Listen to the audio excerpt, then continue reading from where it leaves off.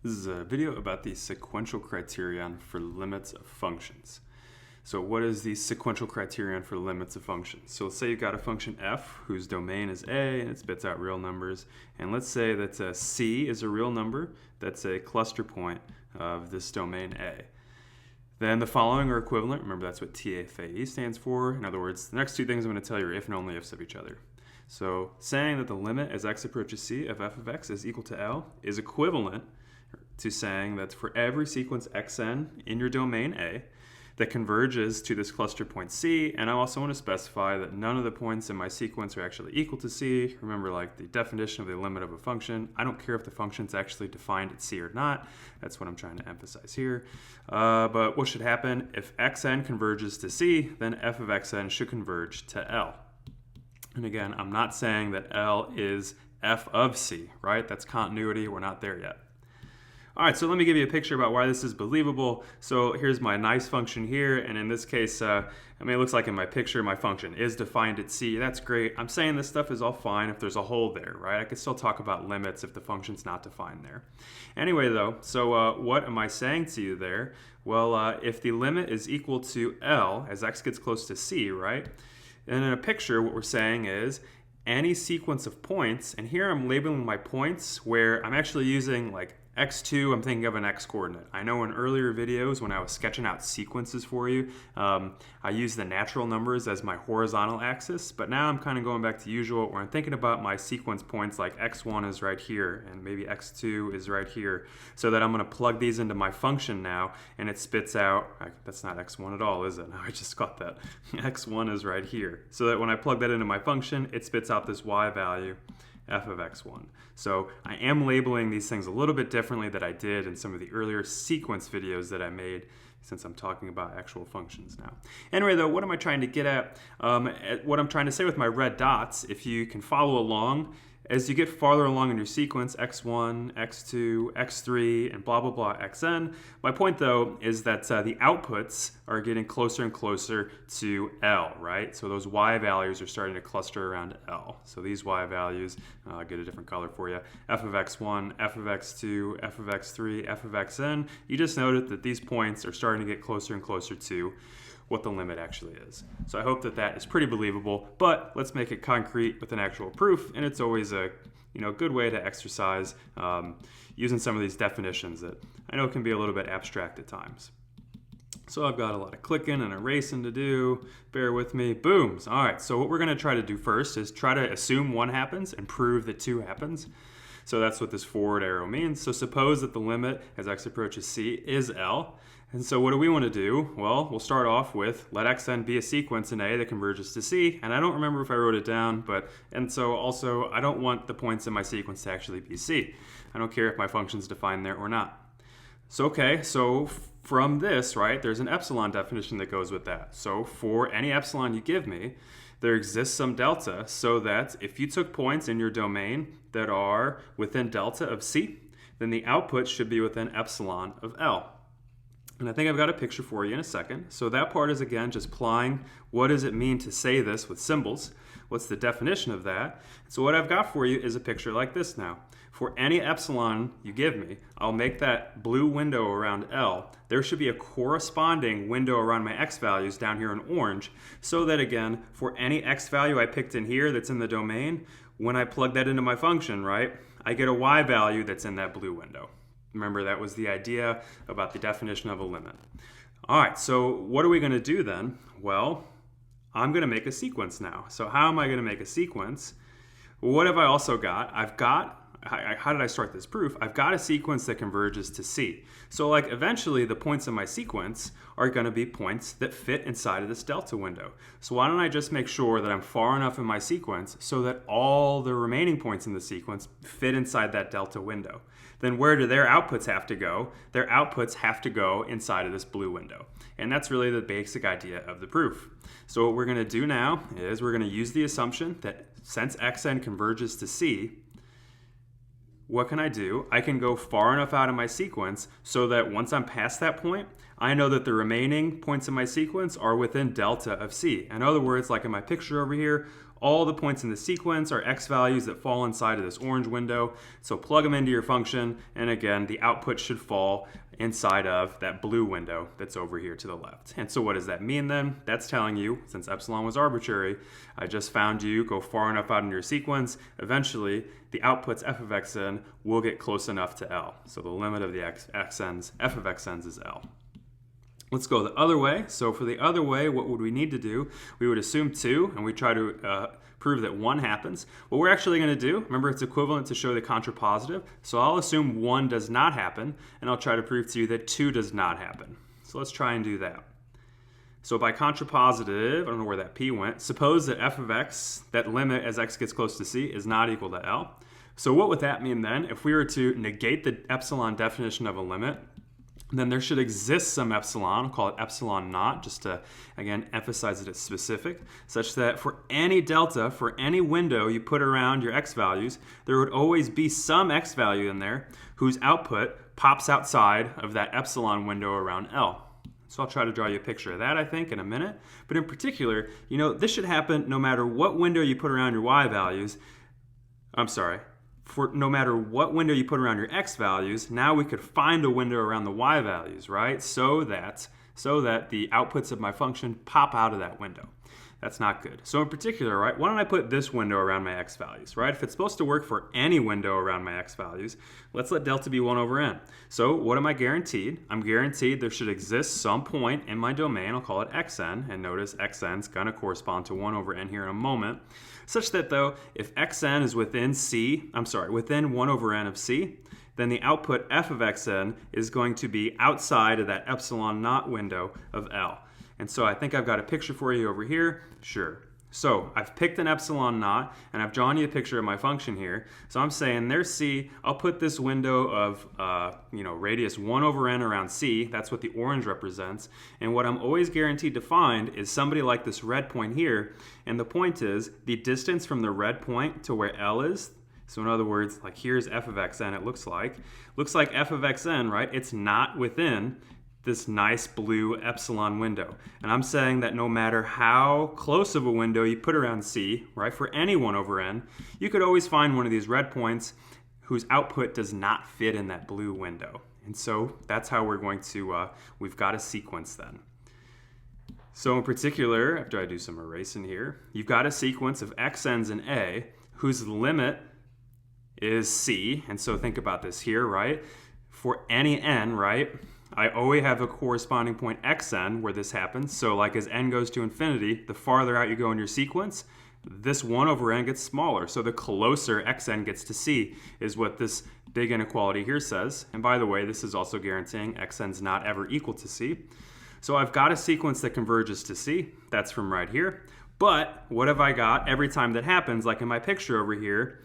When you plug those points in your sequence into your function, they're never inside of that blue window that's over here to my left. So in other words, that tells me that the limit of the outputs is not equal to what L is. So that would be the proof of that. So the next thing I want to show you is how do I use sequences to help me show when a function diverges. So the divergence criterion. So same setup as we've been doing. Let A be some domain, F's a function from A to R, and C should be a cluster point of A. Just so it makes sense to talk about what it means to be close to C in A. So to say that the limit of this function as x approaches C is not equal to a real number L, that's the same thing as saying that there exists a sequence in A that's not equal to your cluster point, such that though the limit of xn is C, so the sequence gets close to C, clusters around C if you want to say it, but again the outputs are not equal to L. And so again, this is a consequence of the theorem that we just proved. And another thing that we could say is we could say that F just does not have a limit at all in R. So like if I go up to my picture up here, like look at that picture. I mean, it looks like there's a limit there at C, right? There's nothing crazy that goes on. It looks like the function has an output there. So the bottom one here is maybe for like, part B is maybe for like asymptotes, or like where your function is not defined somewhere. So what does it say? That's what we mean by, again, does not have a limit in R. There exists a sequence, again, that's not equal to your cluster point, such that though they get close to your cluster point, but the outputs don't converge at all. And so let me give you a couple examples about how each of these are useful. So how would you show that the limit of 1 over x as x approaches 0 does not exist in R? So like, you're like, oh, I can't plug 0 in for x, so something bad must happen. And you're right. So how do we say that a little bit more formally? And by the way, when I say does not exist in R, I'm leaving the possibility in that maybe it's plus or minus infinity. I think the book, if you're using Bartle and Sherbert, it leaves that open too. Could just be does not exist, like it's not plus and minus infinity also. But I'll try to just say could be either one of these when I say does not exist in R. So how do I do this? Well, so here's my function, let's call it that. And let's just say for x greater than 0. I don't really need to worry about the negatives. You could do the same argument for those too.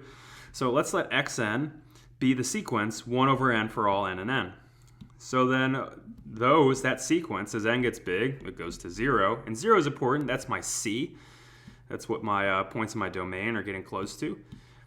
So xn goes to c. But what happens when you plug this sequence into your function here? So plug in xn for x. So in other words, that would be the limit of 1 over xn, right? Just replace this x by xn. But what is xn? That's 1 over n. Where we take the reciprocal of 1 over n, that's n. And what does that do as n gets big? Remember, this is a sequence now. When it says limit, it's always, when your sequences, you're always assuming as n goes to infinity. So this should be plus infinity. And again, does not exist in R. So plus infinity is not a real number. Therefore, this limit does not exist in R. I think I've got a couple more for you just to highlight these. Let's say I've got this piecewise function where it's -1 if x is negative, it's 0 if x is 0, and it's 1 if x is positive. Then I claim that the limit as x approaches 0 of this function just does not exist. And so when I say does not exist, I would write dne, and that's different than plus infinity or minus infinity. So again, can't be plus infinity or minus infinity either. So here's a picture of what f looks like, the graph of f.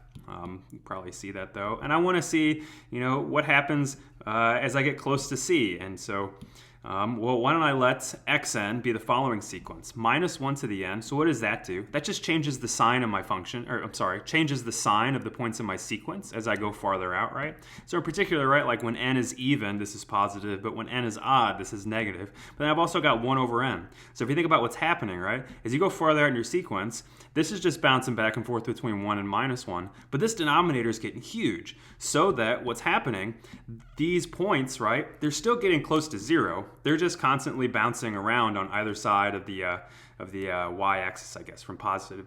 Did I say that right? Yeah, from positive to negative x values. So what happens then? So I'm trying to emphasize to you that sure, this is changing sign, but at the end of the day, this denominator is really dragging it all down. So it's going to go to 0. And that's important for me because that's my c. c is 0. So I've got a sequence that converges to 0. Let's look at what happens when I plug these points into this function f. What happens when you plug these points in this sequence into that function f? Well, f of xn is the following piecewise function. So notice that like these are never equal to 0, so I don't need that piece of my piecewise function at all. What I really just focus on are these two. And what we talked about earlier is that, well, when I plug that in, I know that this is going to be -1 if that exponent's odd, if that n there is odd, and it's +1 if that exponent is even. So what do I get then? I get the value of this piecewise function on this particular sequence is just -1 if n's odd and 1 if n is even. And so in that case, that's the same thing though as just -1 to the nth power, where n is a natural number, again starting at 1 and going up. So in particular, what do you know about this? Well, this sequence, right, it diverges. And so it's not infinity, it's not negative infinity, it just straight up dne, does not exist. So therefore, in this case, the limit of the fxn's does not exist. And so what we've just done is we've exhibited a sequence that converges to this point 0, but the outputs do not converge to anything at all. So therefore, this limit here of this function does not exist. Last one I want to talk about is showing you that the limit as x goes to 0 of sine of 1 over x does not exist. This is a popular function. We will look at some variations of this as well, but it's incredibly badly behaved when x gets close to 0, right? So you see it's not defined at 0 at all, but what ends up happening, what I'm trying to say to you on my picture, is that the closer the x values get to 0, this function sine of x starts to oscillate just incredibly rapidly, and it looks crazy. What else do I want to tell you about this? Remember, sine of x is always, the outputs there are between 1 and -1, the graph of that wave. But let me tell you some facts about sine of x that I think might be useful for us. So sine of 0 is definitely 0. Sine of pi over 2 is 1. Sine of pi is 0. Sine of 3 pi over 2 is negative 1. Sine of 2 pi is 0. Sine of 5 pi over 2 is 1. Sine of 3 pi is 0. Sine of 7 pi over 2 is negative 1. And now I want to try to tell you about what's the pattern that I'm trying to get you to notice. So the first thing, for any natural number n, sine of n pi, any multiple of pi there, any integer, or in this case natural number multiple of pi, it's going to give you 0. That's what the red is. Now I want to try to tell you about the, I think the blues are next. So what kind of numbers are these? Pi over 2, 5 pi over 2. I mean, all of these are some multiples of pi over 2, but they're different in some way. So maybe notice this is 1 pi, 5 pi. The next one would be 9 pi. The point then is that those are all numbers that are congruent to 1 mod 4, if you've heard of that before. Or the point though, they're all numbers whose remainder is 1 when you divide by 4. And so how would you say that then? Well, that means it's a number that looks like 4n plus 1. So in other words, what I'm trying to say to you is all of these multiples here, the next one, like I said, would be 9 pi. Those are all things of the form 4n plus 1 over that 2 times pi. And then similarly here, if I look at these, 3 pi over 2, 7 pi over 2, I think the next one would be 11 pi over 2. If you think about those numbers, 3, 7, 11, what happens when you divide those by 4? The remainders are always 3. And so how do I describe all those numbers then? They all have the form 4n plus 3. But then what have I got? I've also got this over 2, so over 2. So it's those particular multiples of pi over 2 that give me negative 1. So I hope that that makes sense. So what I'm going to do for you is I'm going to use these facts here to construct a couple subsequences, or just sequences, so that when I plug them into sine of 1 over that sequence, it's not going to converge. Or you're going to get something that's, they don't converge to the same thing. That's the punchline. So I just spilled it. Goodness, I gave you the ending. Sorry, I didn't even tell you, spoiler alert. Anyway, let's let xn be 1 over n pi, and let's let yn be 1 over my blues up here. So then let's just look about, like, what do these do as n gets gigantic? Well, n's in that denominator, therefore, as n gets huge, this goes to 0. And, well, I mean, n's in this denominator too, so as n gets huge, this thing goes to 0. And so limit of xn is 0, which is also the limit of yn. And why is that important for me? Because that's the point in my domain, that's my cluster point that I'm taking the limit as my inputs get close to. So now what I'm going to do is I'm going to plug xn into my function, which would be, in this case, sine of 1 over xn. And what does that do? Well, I'm going to take 1 over n pi. I can do that. That's sine of n pi, and I know that that's just equal to 0. So what have I got? I've got one sequence of points that are along this graph here. Maybe I could try to draw them too, that just always give me 0. And so that's me drawing these in white here. So they give me 0 every single time as they get close to there. So I'm going to erase those now. Now let's plug in my yns here. So that's sine of 1 over yn, and I'm going to think about, okay, I'll plug in my expression for yn. That's what I've done right here. We'll take the reciprocal of that number, and you just get 4n plus 1 over 2 times pi. By the way, I'm not using the green ones at all. I just kind of put those in for completeness. But what do I know? These are equal to 1. So what am I saying to you? Well, I've also got a sequence of blue points on this graph that are always going to hit this orange line up here, right? So what have I got? I've got these two different sequences that as I get close to 0, they're doing very, very, very different things. And so that's bad, right? Remember that's you can't have more than one limit for this. So I've got too many candidates. So since these don't match, the limit of sine of 1 over x as x goes to 0 just does not exist.